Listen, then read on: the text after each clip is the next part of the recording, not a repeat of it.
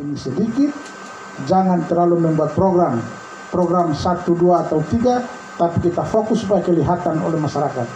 Dan bagi saya dari awal saya komitmen bahwa menata Jai Lolo sebagai puncak Kabupaten Halmahera Barat ini menjadi fokus kita pertama. Yang kedua, pembangunan infrastruktur jalan. Kita juga harus merasa prihatin saudara-saudara yang di Loloda, yang sampai hari ini pergumulan tentang jalan belum terpecahkan. Karena itu Goin Kedi tahun ini kita tambah lagi 44 miliar untuk penuntasan ruas Goin Kedi. Kemudian dalam kota Kedi juga kita bangun Hotmis tahun ini. Kemudian ruas Kedi Jangai Lulu kita sudah merencanakan anggaran lebih 74 miliar. Kita buka ruas Kedi ke Jangai Lulu.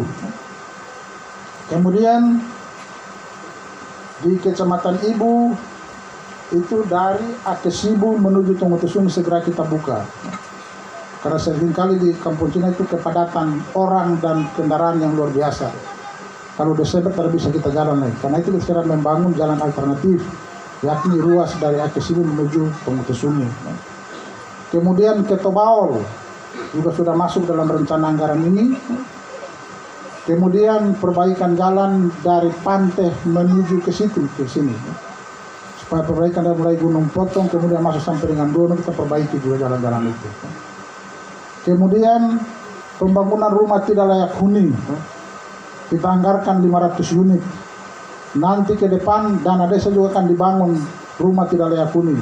Ditambah APBN, harus kita kerjasama. Kita keroyok pemerintah pusat, pemerintah kabupaten, pemerintah desa membantu masyarakat punya rumah yang tidak layak dihuni itu. Saya kira ini bagian dari pengorbanan yang tadi pemerintah Victor bilang.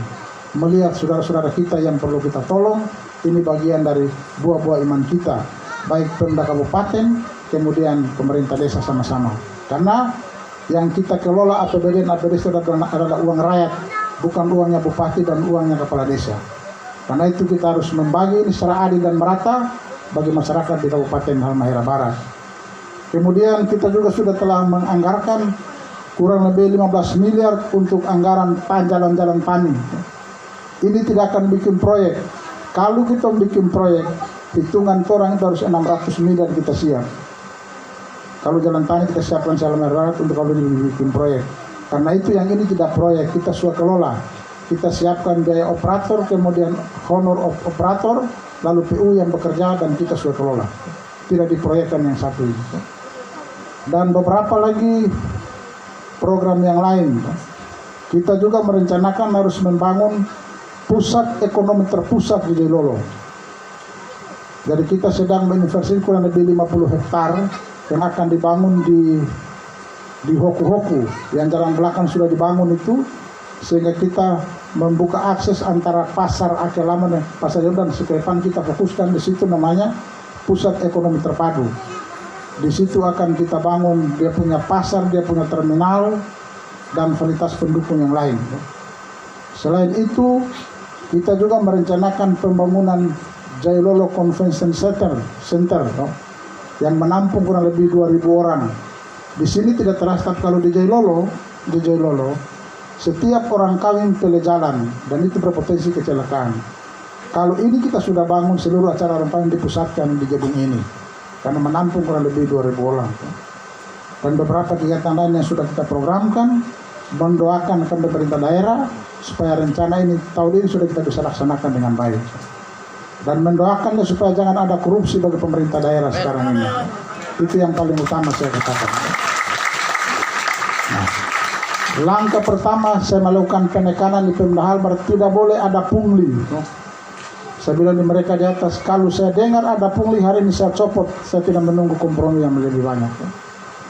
Yang biasa kalau urus doi di keuangan itu, orang mulai pindah satu meja kedua, meja ketiga, semua yang dilewati pasti ada pungli di situ. Dan ini saya sudah mewanti-wanti pada mereka. Kalau saya dengar misalnya orang terima bantuan gereja 10 juta, yang penerima cuma dapat setengah, yang setengahnya untuk orang-orang yang mulai berpindah-pindah meja ke sana kemari. Sampai saya tahu hari itu saya copot langsung. Urus pangkat bagi guru misalnya, dinas pendidikan, kalau tak kasih doi, belum tak mau urus. Naik pangkat kasih harus kasih doi. Nah, ini juga saya sudah tekan mereka. Jadi kalau tong so tekan jangan lagi kasih begitu, maka jangan lagi yang urus badian-badian kasih sakadoi di bawah maaf lagi terhadap orang-orang yang ada di atas tuh.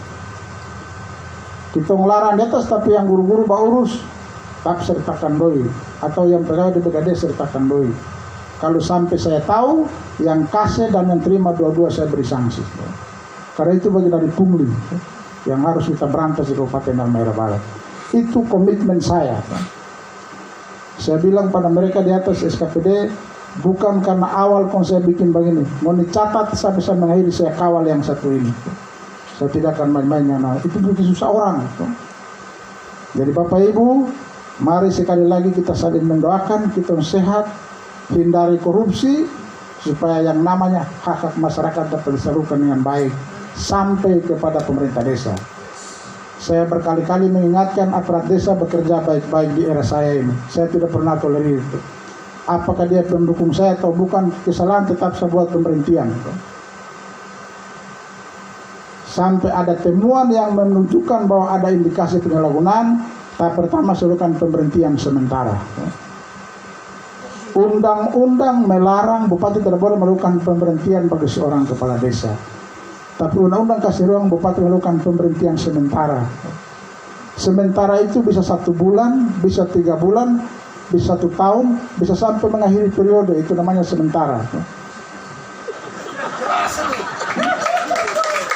Jadi mari kepada para kepala desa saya ajak, mari kita bekerja transparan. Karena saya tersembunyi-sembunyi.